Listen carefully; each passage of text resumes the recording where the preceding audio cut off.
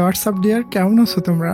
বহুদিন ধরে আমরা চাইনিজ ড্রামা দেখে আসতেছি, তাই ভাবলাম আজ কিউট একটা কোরিয়ান ড্রামা দেখা যাক। খুঁজতে খুঁজতে মনের মতো একটা কোরিয়ান ড্রামা পেয়ে গেলাম। গল্পটা অনেক ফানি আর রোমান্টিক, তোমাকে পুরোই মুগ্ধ করে দিবে।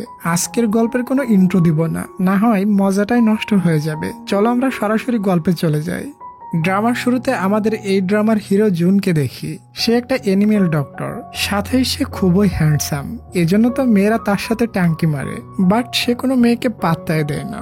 একটা কুকুরের ট্রিটমেন্ট শেষ হতেই তার ফোনে কল চলে আসে। কলে কথা বলে সে দ্রুত কোথাও চলে যাচ্ছিল। পরের সিনে আমরা দেখি সে গ্রামে যাচ্ছে। সে বারবার তার দাদাকে কল দিচ্ছিল, বাট পিক করে না। পৌঁছাতে পৌঁছাতে খুবই বৃষ্টি শুরু হয়ে যায়। তবে গাড়ি থেকে বের হয়ে গেটে গিয়ে দেখে তার গেটে তালা লাগানো। সে উঁচু হয়ে দেখছিল তার দাদা দাদি বাসায় আছে কিনা। তখনই একটা মেয়ে এসে চ্যানকে পিছন থেকে ধরে ফেলে আর বলে, তুমি এখানে চুরি করার চেষ্টা করছো তাই না? ডিয়ার, এই মেয়েটার নাম হানজু এবং এই কিউট মেয়েটি আজ আমাদের এই ড্রামার ফিমেল লিড। হানজু পেশায় একজন পুলিশ। তখন জুনের পকেট থেকে তার ড্রাইভিং লাইসেন্স বের হয়ে আসে। এটা দেখে হানজু সারপ্রাইজড হয়ে যায়। জুন বলে, তুমি জানো আমার দাদা দাদি কোথায় গিয়েছে? তবে হানজু কোনো অ্যান্সার দেয় না। ওই সময় ওখানে আরেকটি পুলিশ অফিসার চলে আসে আর জুনকে ধরে তোলে আসার মারে। পুলিশ অফিসার মনে করছিল জুন হানজুর সাথে ইপটিজিং করছে, আর এক আসারে জুন অজ্ঞান হয়ে যায়। এরপরে আমরা দেখি হসপিটালে জুনের জ্ঞান ফেরে, আর এটা জুনের দাদার হসপিটাল ছিল। দাদার অ্যাসিস্ট্যান্ট বলে, তোমাকে এখানে দাদা প্ল্যান করে ডেকে নিয়ে এসেছে, আর দাদা তোমাকে এজন্য নিয়ে এসেছে যাতে করে তুমি দাদার হসপিটাল সামলাতে পারো। তোমার দাদা তোমার দাদিকে নিয়ে ট্যুরে গিয়েছে। ওই সময় জুনের কাছে তার দাদার কল আসে, বলে আমরা যতদিন ফিরে না আসি তোমাকে আমার হসপিটাল দেখে রাখতে হবে। জুন বলে, দাদা তুমি তো জানো শহরে আমার একটা ক্লিনিক আছে, ওটা কে দেখবে? আমি এখানে থাকতে পারবো না। তবে দাদা তাকে বলে, বাসায় একটা লেটার রেখে এসেছি, তুই ওটা পড়ে নিস। এটা বলেই জলদি করে কল ডিসকানেক্ট করে দেয়। জুন ফেসে গিয়েছে, তার এখানেই থাকতে হবে। যখনই সে চলে যাচ্ছিল হানজু তাকে ডাকে আর তার ওয়ালেট ফিরিয়ে দিয়ে তার দিকে তাকিয়েই থাকে এবং বলে, সরি, তোমাকে চোর ভাবাটা আমার ঠিক হয়নি। পরে সে চলে যাচ্ছিল, তখনই হানজু তাকে পুনরায় ডেকে গাড়ির ভিতরে তুলে নেয় আর বলে, তোমাকে জরুরি একটা রুগী দেখতে যেতে হবে। জুন গাড়ির ভিতর বসে তার ফ্রেন্ডকে কল করে বলে, বন্ধু আমি কিছুদিন ক্লিনিকে আসতে পারবো না, আমি গ্রামে এসেছি, এখানে কয়েকদিন দাদার হসপিটাল সামলাতে হবে, তুই ক্লিনিক ভালো মতো দেখে শুনে রাখিস। বন্ধু বলে, ওকে আমি ঠিক মতো দেখে শুনে রাখবো, নো টেনশন। তারা যাচ্ছিল, তখনই হানজু গাড়ি দিয়ে একটা ছেলেকে কিক মারে। তবে এই ছেলেটা হানজুর ফ্রেন্ড ছিল, তার নাম লি। আর এই ছেলেটাই এই ড্রামার সেকেন্ড হিরো। লি বলে, তুমি আমাকে গাড়ি দিয়ে ধাক্কা মারছো, বাট সরি বলনি। হানজু বলে, আমার দোষ ছিল না তো, তুমি আমার গাড়ির সামনে চলে এসেছো কেন? মানে সমস্ত দোষ লিকে দিয়ে দেয়। এরপর সে ওখান থেকে চলে আসে। এখানে এসে সে জানতে পারে এই কুকুরটি সমস্ত মেয়ে কুকুরের পিছু লাগে এবং তাদেরকে ইপটিজিং করে। এই জন্য লোকটি ফাঁদ বানিয়ে কুকুরটিকে বেঁধে রেখেছে, আর বেঁধে রাখার কারণে কুকুরটির পা জখমি হয়ে গিয়েছে। এটা দেখে জুনের একদমই ভালো লাগে না, বলে, আঙ্কেল আপনি কাজটি একদম ঠিক করেননি। এরপর দেখি জুন ওই কুকুরটিকে নিয়ে হসপিটালে আসে তাকে ট্রিটমেন্ট করানোর জন্য। হসপিটালের ভিতর হানজু পুনরায় জুনের দিকে তাকিয়ে থাকে। জুন মনে মনে বলে, আজব মেয়ে, কিছু বলার থাকলে তো বলতে পারে, এমন করে তাকানোর কি আছে। একটু পর আবারও তার কাছে একটা কল আসে আর সে পুনরায় জুনকে সাথে যেতে বলে। যাওয়ার সময় জুন বলে, ওই শুনো, যারা কল করে তাদের গরু ছাগল হাঁস মুরগি যা অসুস্থ থাকুক না কেন হসপিটালে নিয়ে আসতে বলবা, আমি কেন তাদের বাসায় যেয়ে চিকিৎসা করব। একটু সামনে যেতেই আমাদের হিরো পা পিছলে ধানমনের কাদার ভিতরে পড়ে যায়। দেখো বোঝো কি অবস্থা। তবে হানজু জুনকে এই অবস্থায় রুগী দেখতে নিয়ে যায়। যে দেখে একটা পাঠা ছাগলকে ট্রিটমেন্ট করতে হবে। তবে ছাগলটা প্রচন্ড রেগেছিল। জুন ভয়ে ভয়ে কোনোভাবে তাকে ট্রিটমেন্ট করে। কাজবাজ সেরে সে বাসায় আসে। তখনই তার বাসায় কিছু মহিলা জোর করে ঢুকে পড়ে। মহিলাগুলো জুনের দাদার খাতিরের লোক ছিল এবং মহিলাগুলো তাকে বলে, তুমি আসলে অনেক হ্যান্ডসাম। জুন বলে, এভাবে হুটহাট করে বাসার ভিতরে ঢুকে পড়া কিন্তু ঠিক না। মহিলাগুলো বলে, আরে বাদ দাও তো, এখানে বহু খাবার নিয়ে এসেছিল তারা। জুনকে বলে, তোমার যখন খিদা লাগে তখন এগুলো খেয়ে নিও। মহিলাগুলো চলে যেতেই হানজু পুনরায় জুনকে ঘুরে ঘুরে দেখতে থাকে। জুন বলে, এই মেয়েটার কি হলো বুঝলাম না, এরপর সে কলেজে যেয়ে দেখে তার মাথায় চোট লেগেছে, তবে জুন সেখানে অলরেডি মেডিসিন লাগিয়ে নিয়েছিল। পরে হানজু এখান থেকে চলে যায়। হানজু চলে যাওয়ার পর জুন কাদামাটি না ধুয়ে সোজা রুমে গিয়ে দাদার রেখে যাওয়া ওই চিঠিটা পড়ে। চিঠিতে লেখা ছিল, আমি তোমাকে এখানে নিয়ে এসেছি, এজন্য তুমি একটু রাগ করো না। তোমার দাদির একটা স্বপ্ন ছিল, সে পুরা ইউরোপ ঘুরে দেখতে চায়, তবে আমি কাজের ব্যস্ততায় তাকে কখনো ঘোরাতে পারিনি, তাই মারা যাওয়ার আগেই তোমার দাদির ইচ্ছাটা পূরণ করতে এসেছি। চিঠিটা পড়ার পর সে ওই কুকুরটিকে দেখতে যায় এবং তার পায়ে ব্যান্ডেজ লাগিয়ে দেয়। এরপর সে বাইরে এসে দেখে হানজু পুকুরে গোসল দিচ্ছে এবং উপরে দাঁড়িয়ে তাকে দেখতে থাকে। হানজুও চায় জুন যেন তাকে দেখে চিনতে পারে, তবে না, জুন তাকে দেখে চিনতে পারে না। পরে জুন ওখান থেকে চলে যায়। পরের দিন সকালে হানজু ঘুম থেকে উঠে একটা পুরানো ডায়েরি ওপেন করে। ডায়েরিতে লেখা ছিল, জুন ছোটবেলায় হানজুকে বলেছিল আমি পুনরায় এই গ্রামে ফিরে আসব। জুন আরো লিখেছিল, আমি কখনো তোমাকে ভুলবো না, আমাদের ফ্রেন্ডশিপ কখনোই নষ্ট হবে না। এর মানে ডিয়ার, জুন এবং হানজু ছোটকালের ফ্রেন্ড। তবে হানজুর কথা জুনের মনে নাই, হয়তো জুনের স্মৃতিশক্তি চলে গিয়েছিল। কি হয়েছিল সেটা আমরা পরে দেখতে পাবো। হানজু বলে, ছোটবেলায় আমাকে বলেছিল আমাকে কখনো ভুলবে না, তবে দেখো সে এখন আমাকে চিনতেই পারছে না। ওদিকে হিরো ঘুম থেকে উঠলে তার সারা শরীরে ব্যথা হয় আর শহরের কফি খাওয়াটা খুবই মিস করতে থাকে। ভাবতে থাকে গ্রামে তো কফি পাওয়া যাবে না। পরে সে সকালে হাঁটতে বের হয়। গ্রামের লোকেরা তাকে দেখে প্রচুর প্রশংসা করে, বলে তোমার দাদাও তোমার মতো বয়সে তোমার মতো হ্যান্ডসাম ছিল। এখানের এক দাদি তাকে কিছু গোল আলু দেয়, ওগুলো নিয়ে সে বাসায় চলে আসে। তখনই সে দেখে একটা কিউট ছোট্ট ছেলে তার বাসায় ঢুকছে বল নেওয়ার জন্য। জুন বলে, দেখো তুমি এখানে ডোরবেল না বাজিয়ে পারমিশন না নিয়ে একজনের বাসায় প্রবেশ করতে পারো না। তখনই ওখানে হানজুও চলে আসে। জুন বাচ্চাটিকে বুঝাচ্ছিল, বাচ্চাটি মনে করে জুন তাকে বকা দিচ্ছে, এজন্য কান্না শুরু করে। হানজু তাকে নিয়ে ওখান থেকে চলে যায়। এরপর সে কুকুরটিকে দেখতে যায়। তখনই তার অ্যাসিস্ট্যান্ট তাকে বলে, আজ ভ্যাকসিনেশন ডে, এজন্য তোমাকে পিগদের মানে শুকরদের ভ্যাকসিন দিতে যেতে হবে। জুন তো চিন্তিত হয়ে পড়ে, আমি একা একা কিভাবে ভ্যাকসিন দিব। অপরদিকে হানজুকে পুলিশ স্টেশনে দেখি। সে ভাবতে থাকে আজ তো ভ্যাকসিনেশন ডে, জানি না জুন একা একা কি করবে, এজন্য সে জলদি করে ওদিকে যাইতে থাকে। জুন সাইকেলে করে যাচ্ছিল, এখনো অনেক দূরে যেতে হবে। সে সাইকেল চালিয়ে পুরো হাঁপায় গিয়েছিল। এরপর সে ওখানে পৌঁছে ভাবতে থাকে আমি একা একা কি করে ভ্যাকসিন দিব। তখনই হানজু চলে আসে আর তারা দুজন মিলে ধরে ধরে ভ্যাকসিন দিয়ে দেয়। একটা সময় হানজু শুকরের গুতা খেয়ে পড়ে যাচ্ছিল, তবে জুন তাকে ধরে ফেলে। যাওয়ার সময় হানজু বলে, তুমি কফি খাইতে চাইলে আমার পিছু পিছু আসো। সে তাকে একটা ক্যাফে নিয়ে আসে, যেটা আর কারো না বরং লি এর ছিল। লি জুনকে তার দোকানে ওয়েলকাম করে আর তার সাথে নিজের পরিচয় দেয়। তারা গল্প করছিল, এর ভিতরে হানজু কফি বানিয়ে আনে। খাইতে ভালোই লাগছিল। একটু পর তারা দেখে ওখানে একটা দান বক্স ছিল। দান বক্স থেকে কেউ টাকা চুরি করেছে। হানজু বলে, এত কম টাকাও চুরি করে মানুষ। বক্সটি দেখতে দেখতে হানজুর আঙ্গুলে হালকা একটু কেটে যায়। এটা দেখে লি হানজুকে প্রচুর কেয়ার করে। এখানে আমরা লিকে দেখে বুঝতে পারি সে মনে মনে হানজুকে অনেক বেশি লাভ করে, তবে হানজু কখনো এটা খেয়াল করেনি বা বুঝতেও পারেনি। সে তাকে ছোটবেলার বেস্ট ফ্রেন্ডই মনে করে। জুন কফি খেয়ে টাকা দিয়ে দেয়। লি বলে, আরে টাকা দেওয়া লাগবে না, আমরা তো ফ্রেন্ডের মতো, তাই না? তবে না, জুন জোর করে টাকা দিয়ে চলে যায়। লি হানজুকে বলে, হয়তো সে আমাদেরকে লাইক করেনি, এজন্য টাকা দিয়ে গিয়েছে। জুন বাসায় সে অ্যাসিস্ট্যান্টকে বলে, আচ্ছা ওই যে কফি শপ ওয়ালা লি, ওটা কেমন ছেলে? অ্যাসিস্ট্যান্ট বলে, ওই ছেলেটা তো অনেক ভালো। তখনই ইমার্জেন্সি কল আসে আর তাকে ছাগল দেখতে যেতে বলে। জুন বেচারা ওখানে পৌঁছে যায় আর ছাগলের পিছু ছুটে ছুটে তার অবস্থা করুণ হয়ে যায়। ওদিকে আমরা হানজুকে দেখি। এক বুড়া দাদি তাকে বলে, চারিদিকে চুরি শুরু হয়েছে, তুমি তো আমাদের গ্রামেরই পুলিশ মেয়ে, দেখো তো চোরটা ধরতে পারো কিনা। একটু পর দেখি ওই পিসিস ছেলেটি হানজুকে বলে, এই ঘরে চোর ঢুকেছে। হানজু প্রথমে বাচ্চাটিকে এখান থেকে চলে যেতে বলে, কারণ কোনো বিপদ ঘটতে পারে। এরপর সে জুনের গেটে উকি মেরে দেখতে থাকে সে চোরকে দেখতে পায় কিনা। তখনই জুন এসে বলে, কি হলো, এত উকি মারছো কেন? হানজু বলে, তোমার ঘরে চোর ঢুকেছে। এরপর তারা দুজন আস্তে আস্তে করে ঘরে প্রবেশ করে। জুন তাকে ধরতে গেলে নিচে পড়ে যায়। তখনই এক পুলিশ অফিসার এসে চোরটিকে ধরে ফেলে। হানজু চোরটির মাস্ক খোলে আর বুঝতে পারে এটা তার গ্রামেরই একটা ছেলে। পরে তাকে তাকে ধরে পুলিশ স্টেশনে নেওয়া হয়। জুন তো নিচে পড়ে গিয়েছিল। হানজো হাত বাড়িয়ে দেয় ওঠানোর জন্য, বাট জুন বলে আমি একা একাই উঠতে পারবো। এটা বলে সে উঠতে গেলে নিচে পড়ে যেতে লাগে, কিন্তু হানজো তাকে ধরে ফেলে আর স্মাইল করতে থাকে। এরপর পুলিশ স্টেশনের সিন দেখি। চোর ছেলেটির মা এসে বলে আমার ছেলে এখনো ছোট, তার ভুল হয়েছে, এবারের মতো মাফ করে দেন। তখন পুলিশ অফিসার বলে আপনার ছেলে একদম ছোট না। জানেন সে কি জন্য চুরি করে? সে চুরি করা জিনিসগুলো বিক্রি করে তার গার্লফ্রেন্ডের জন্য গিফট কিনে দেয়। দেখো, বোঝো তাহলে অবস্থা। মেয়েরা তোমরা তো খালি বয়ফ্রেন্ডের কাছে গিফট চাও। গিফট দিতে হলে ছেলেদের কি কি করা লাগে দেখো। এখানে আবার 2 গ্রামের মহিলারা চলে আসে। 2 গ্রামের ভেতর ভালোই শত্রুতা ছিল, তাই অপর গ্রামের মহিলা জুনকে বলে তুমি ওই ছেলেটির নামে কেস করে দাও। জুন বলে না না, কেস করার কি দরকার, সে তো আমার বাসা থেকে কিছু চুরি করে নিয়ে যায়নি। তখন মহিলারা বলে বাহ, কি সুন্দর ছেলে, দেখেছো, একে তো আমাদের গ্রামেই নিয়ে যাব। আমাদের গ্রামে সুন্দরী একটা মেয়ে আছে, তার সাথে তোমার প্রেম করিয়ে দিব।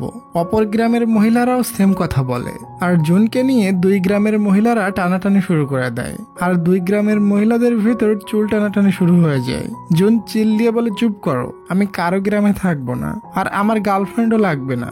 শহরে আমার অলরেডি গার্লফ্রেন্ড আছে। গার্লফ্রেন্ডের কথা শুনে হানজুর দিলটা ভেঙে চুরমার হয়ে যায়। জুন চলে যাচ্ছিল। হানজু বলে আমি কি তোমাকে বাসায় পৌঁছে দিব গাড়িতে করে? জুন বলে তুমি কি আমাকে ভালোবাসো নাকি? আচ্ছা, আমি যেখানে যাই তুমি আমার পিছু করো কেন? আমি আমার লাইফে কিছু স্পেস চাই, তবে তোমার জন্য হচ্ছে না। তুমি সবসময় আমার পিছনে পড়ে আছো। এসব কথা শুনে হানজু প্রচন্ড কষ্ট পায়। বুঝতে পারে জুন তাকে একটু লাইক করে না। সে কোনো কথা না বলেই ওখান থেকে চুপচাপ চলে যায়। রাত্রে হানজুকে আমরা লিয়ের পাশে বসানো দেখি। হানজু বলে আমাদের ছোটবেলার কথা তোমার মনে আছে? আমরা 3 জন মিলে কত মজা করতাম। লি বলে হ্যাঁ, সব মনে আছে, ওগুলো কখনোই ভুলতে পারবো না। তখন হানজু বলে তোমার সবকিছু মনে আছে, তবে দেখো জুনের কিছুই মনে নেই। সে তো আমাকে এখনো চিনতেই পারলো না। লিয়ের সাথে কিছুক্ষণ গল্প করার পর তার মুডটা ঠিক হয়ে যায়। পরের দিন সকালে হানজু ওই পিসি ছেলেটাকে নিতে আসে। আসলে হানজু প্রতিদিন ওই পিসি ছেলেটিকে স্কুলে পৌঁছে দেয়। তখনই ওখানে জুন চলে আসে। হানজু বলে আমি কিন্তু তোমাকে এখানে দেখতে আসিনি, তোমার তো স্পেস লাগবে, সো তুমি থাকো। এটা বলে সে পিসিটাকে নিয়ে ওখান থেকে চলে যায়। পিসি ছেলেটির নাম সিয়াং। সিয়াং বুঝতে পারে হানজু আর জুন রাগারাগি করেছে, এজন্য বলে তোমাদের দুজনের ভিতর কি ঝগড়া হয়েছে? তবে হানজু কিছুই বলে না। পরে আমরা দেখি জুন একটা গরুর চিকিৎসা করতে এসেছে। যখন সে কাজ সেরে বাসায় ফিরছিল তখন হানজুকে একটা মেয়ের সাথে গল্প করতে দেখে। তাদের কথা শুনে জুন বুঝতে পারে হানজুর মা হানজু ছোট থাকতে মারা গিয়েছিল। এরপর তার দাদি তাকে মানুষ করে, কিন্তু তার দাদিও অনেক আগে মারা গিয়েছে। এখন হানজুর আপন কেউই নাই। এটা শুনে জুনের খুবই খারাপ লাগে যে আমি হুদায় তাকে কত কথা বলে ফেলেছি। যখনই হানজু জুনকে দেখে ফেলে তখনই সে জুনকে ইগনোর করে ওখান থেকে চলে যাচ্ছিল।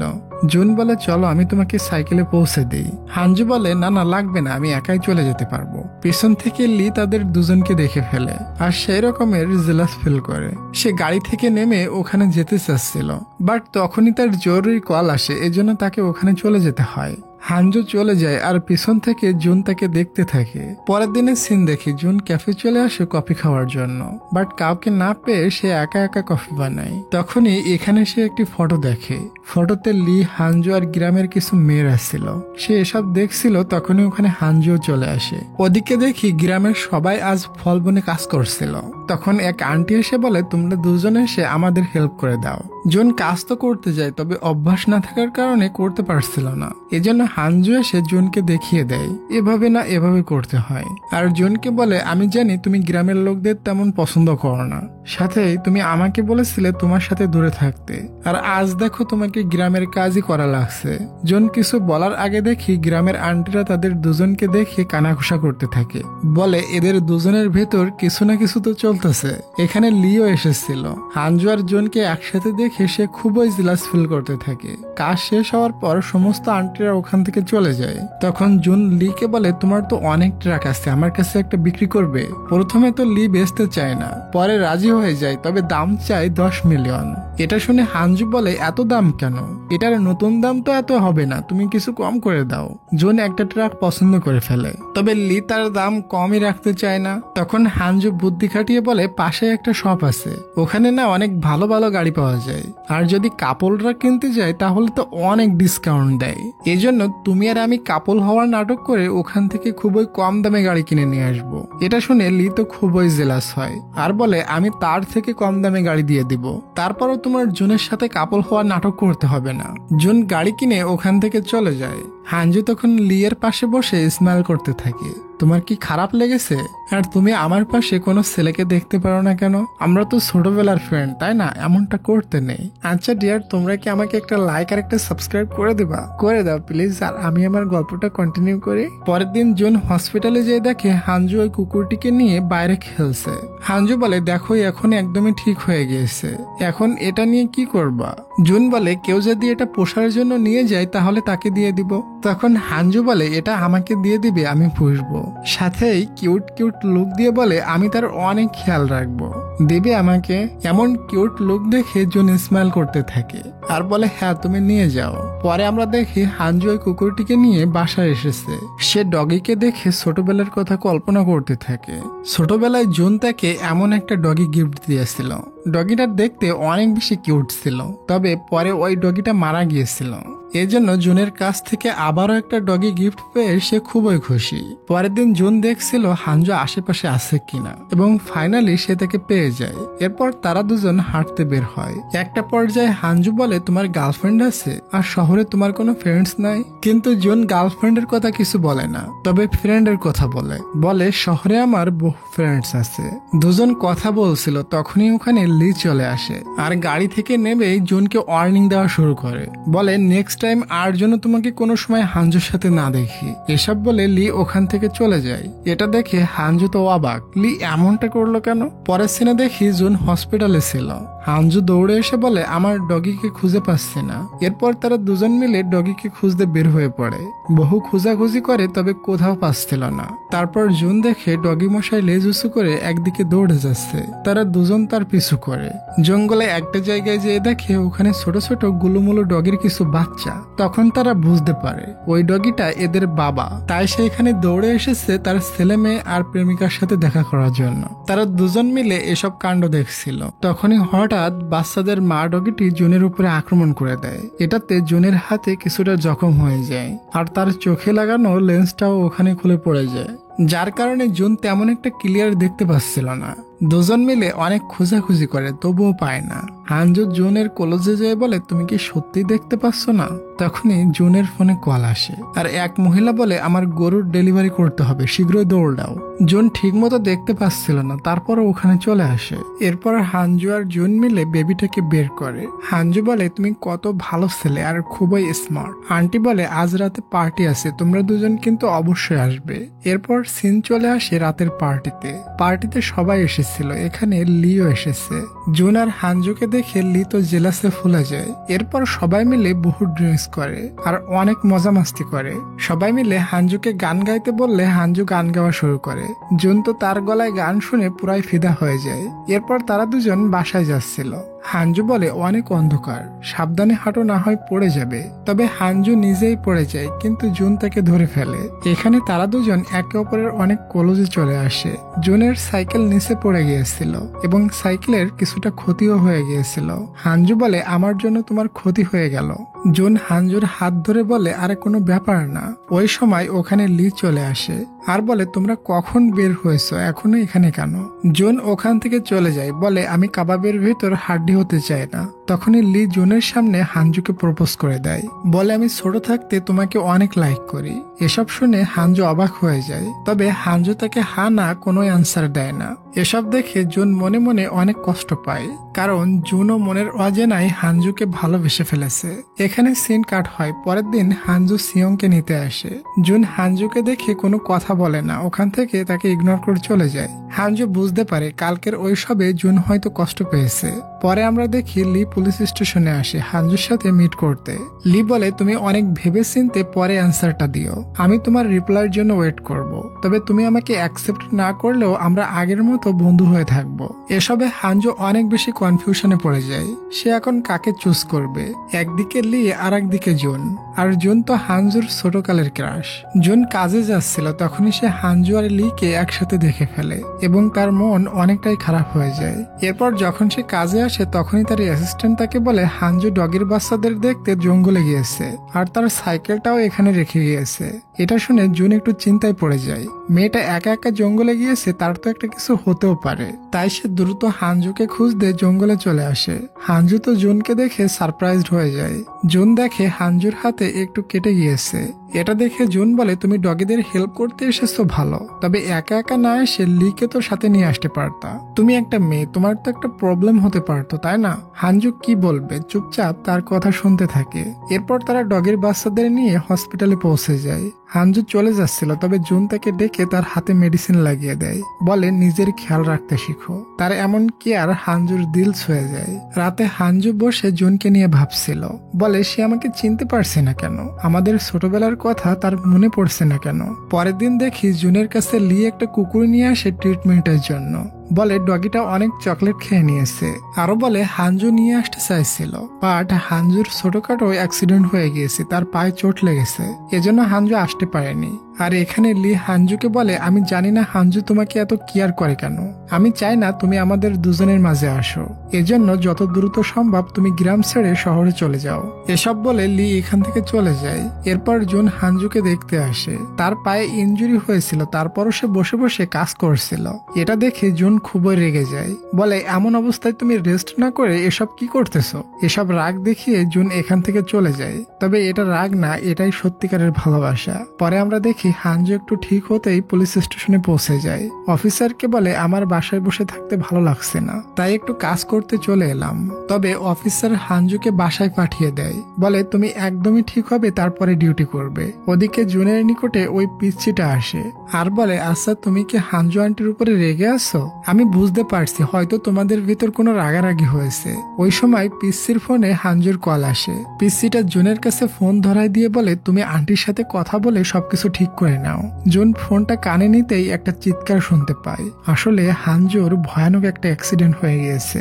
জুন বুঝতে পেরে দৌড়ে চলে যায় হানজুকে বাঁচাতে। তার এমন কন্ডিশন দেখে জুন খুবই ভয় পেয়ে যায়। সে হানজুকে বের করার চেষ্টা করে। তখন আমাদের ফ্ল্যাশব্যাকে দেখানো হয় জুন ছোট থাকতে তার বাবা মায়ের সাথে গ্রামে যাচ্ছিল।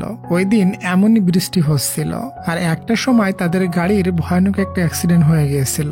তখন একটা আঙ্কেল এসে জুনকে বাঁচিয়েছিল। এখানে হানজুও ছিল, তবে জুনের এত কিছু মনে নাই, তার শুধু অ্যাক্সিডেন্টের কথা মনে আছে। আর ওই অ্যাক্সিডেন্টে জুনের বাবা মায়ের মৃত্যু হয়ে গিয়েছিল। জুন হানজুকে কোলে তুলে ছুটতে ছুটতে হসপিটালে নিয়ে আসে। হানজুর জ্ঞান ফিরছিল না। জুন হানজুর হাতটা ধরতে যায়, তখনই ওখানে লি চলে আসে। লিকে দেখে জুন ওখান থেকে চলে আসে। হানজুর জ্ঞান ফিরলে বলে, আমি এখানে কিভাবে এসেছি? লি বলে, তোমার অ্যাক্সিডেন্ট হয়ে গিয়েছিল, জুন তোমাকে বাঁচিয়ে এনেছে। জুন এখনো হসপিটালের বাইরে গাড়ির ভিতরে বসেছিল। তখন সে দেখে লি হানজুকে বাসায় দিতে নিয়ে যাচ্ছে। এটা দেখে জুনের জন্মের খারাপ লাগে আর ওখান থেকে চলে যায়। 2 দিন পর জুন কাজে যাচ্ছিল, তখনই সে রাস্তায় হানজুকে দেখে। তারা দুজন কথা বলতে যাবে, তখনই জুনের জরুরি কল চলে আসে আর জুন ওখান থেকে চলে যায়। তারপর এখানে লি চলে আসে আর হানজুকে ট্রলিতে উঠিয়ে নেয়। তখন হানজু বলে, তুমি আমাকে প্রপোজ করেছিলা, ওটার অ্যান্সার আমি এখন দিতে চাই। তবে লি বলে, না না এখনই না, তুমি আরো কিছুদিন ভেবে তারপরে বলবা। পরের সিনে দেখি 2 গ্রামের মহিলাদের ভিতর মিটিং চলতেছিল। লি আর হানজু এখানে এসেছিল। মিটিং চলতে চলতে গন্ডগোল মারামারি শুরু হয়ে যায়।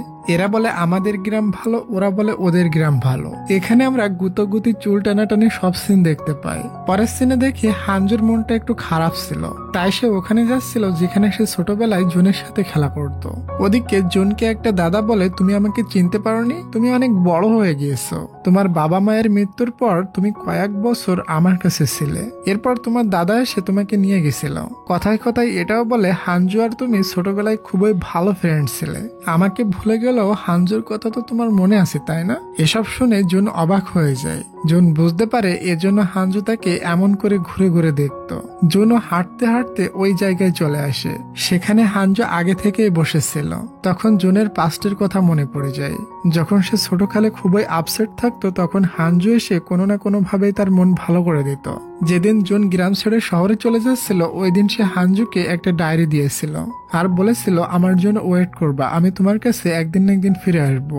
হানজু হঠাৎ এখানে জুনকে দেখে অনেকটা অবাক হয়ে যায়। জুন হানজুর কাছে এসে বলে আমার স্মৃতিশক্তি কিছুটা ফিরে এসেছে, আমরা দুজন কত ভালো বন্ধু ছিলাম আজ মনে পড়লো। হানজু এটা শুনে প্রচন্ড খুশি হয়। পরের সিনে দেখি জুন বসেছিল, তখন সিয়ং তার সাথে একটা মেয়েকে নিয়ে আসে। মেয়েটি একটা খরগোশ দিয়ে বলে আঙ্কেল এই খরগোশটা অসুস্থ হয়ে গেছে, একটু সুস্থ করে দেন প্লিজ।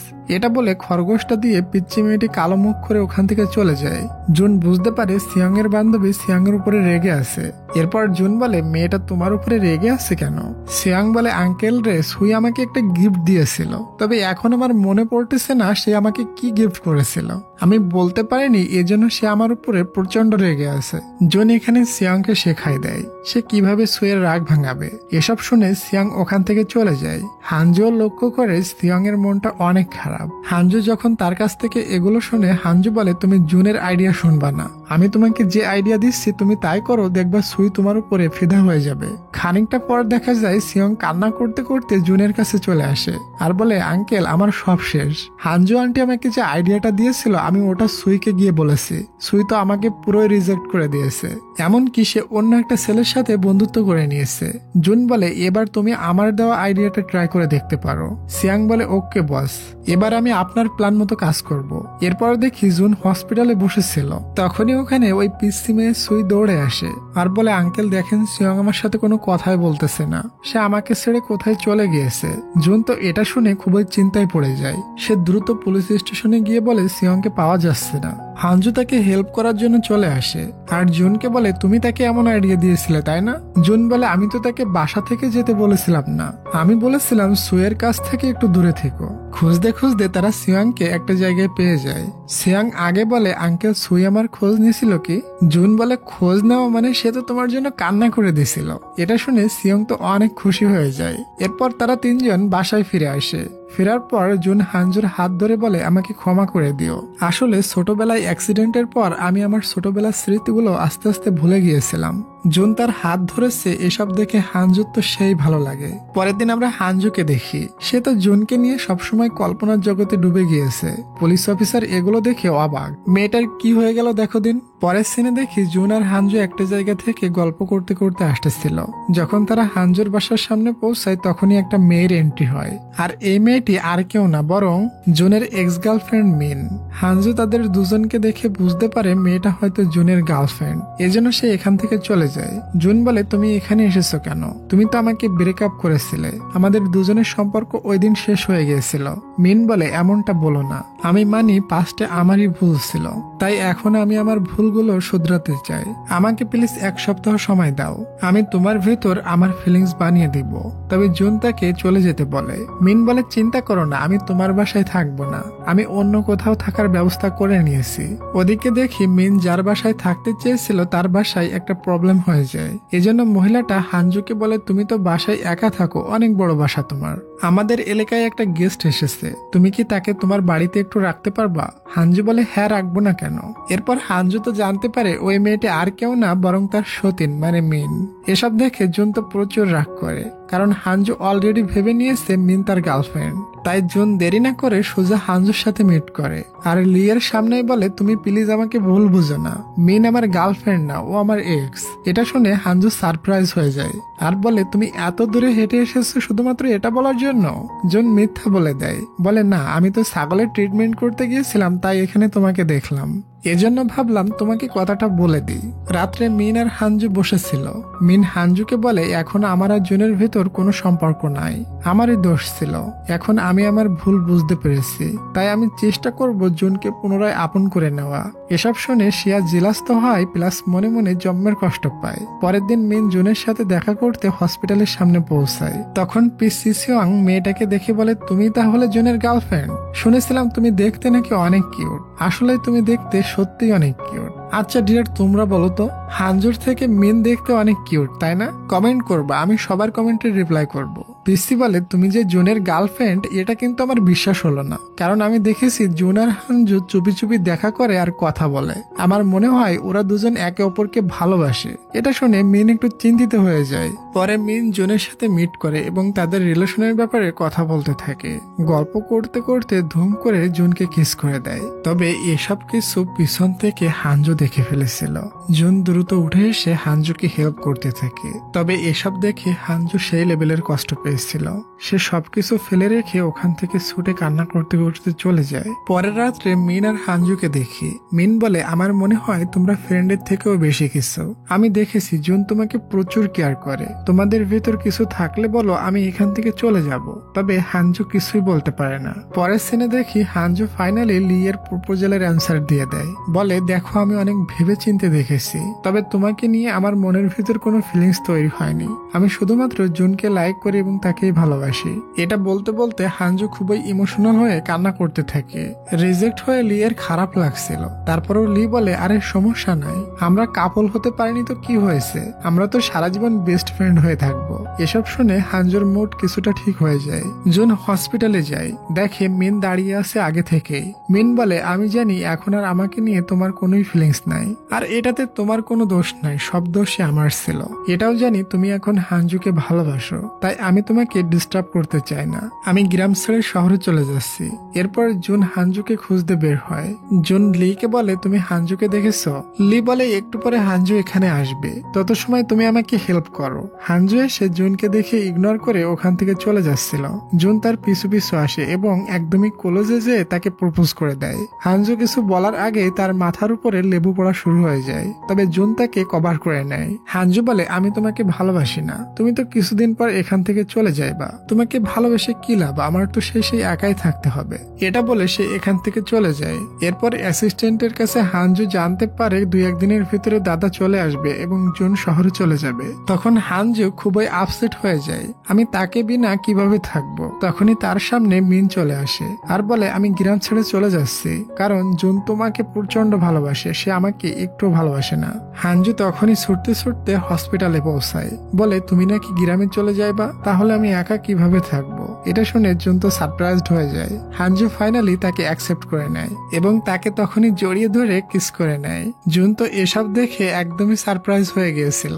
হানজু বলে, গ্রামের কেউ দেখলে কিন্তু কানাঘুষা শুরু করে দিবে। জুন বলে, আমি কাউকে বলবো না। তাই জুন রাত্রে চুপি চুপি হানজুর বাসায় যে উকি মারে। এরপর দেখি সে হানজুকে নিয়ে ঘুরতে বের হয়। গাড়িতে বসে জুন হানজুকে কিস করার জন্য আগে বাড়ে। তবে তখনই ওই পিসি দুইটা চলে আসে, মানে সিয়ং আর সই। তারা দুজন বলে, আজ থেকে আমরা দুজন রিলেশনশিপে আছি, আমরা শুধুমাত্র তোমাদের দুজনকে বললাম, তবে তোমরা যেন আবার কাউকে বলে দিও না, না হয় জানো তো সবাই কেমন আজিব আজিব কথা বলে। নতুন প্রেম, এজন্য জুন আর হানজুকে চকলেট খাইতে দেয়। বুঝলো কি পাকনার পাকনা। তারা দুজন চিপায় যেয়ে কিস করেছিল। তখনই একটা আন্টি চলে আসে এবং তাদের কিসটা মিস করে দেয়। এটাতে প্রেশান হয়ে হানজু মাইকে বলে দেয়, আমি আর জুন আজ থেকে রিলেশনশিপে আছি, কেউ যেন আমাদের দুজনের দিকে খারাপ নজর দিও না। আন্টিরা বলে, তুমি কি মনে করছো আমরা জানি না তোমরা দুজন রিলেশনশিপে আছো? আমরা সব জানি, তোমার সাথে একটু মজা করেছি জাস্ট। পরের সিনে দেখি জুন হানজুকে শহরে ঘুরতে নিয়ে আসে এবং তারা দুজন খুবই মজা মাস্তিতে তাদের লাইফ পার করতে থাকে। তোমাদের কি কমেন্টের কথা মনে আছে? তোমার কাছে কার চেহারাটা বেশি ভালো লেগেছে, হানজুর নাকি জুনের এক্স গার্লফ্রেন্ড মিনের? আমার কাছে অবশ্যই মিনের চেহারাটা বেশি ভালো লেগেছে। আর এই সাথেই আমাদের আজকের এই কিউট ড্রামাটির হ্যাপি এন্ডিং হয়। তো ডিয়ার, ভালো থাকো সবাই। দেখা হচ্ছে আমাদের নেক্সট কোনো রোমান্টিক ড্রামা এক্সপ্লেনেশনে। তত সময়ের জন্য টেক কেয়ার, টেক লাভ, বাই বাই।